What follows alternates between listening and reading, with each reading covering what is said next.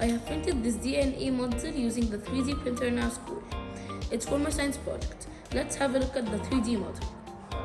This is the model. It has a double sugar phosphate backbone, which is this, the helix.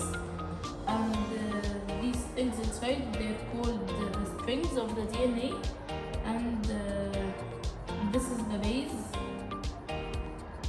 This is the base, and that's it. Now let me show you the time lapse of this 3D DNA model printing.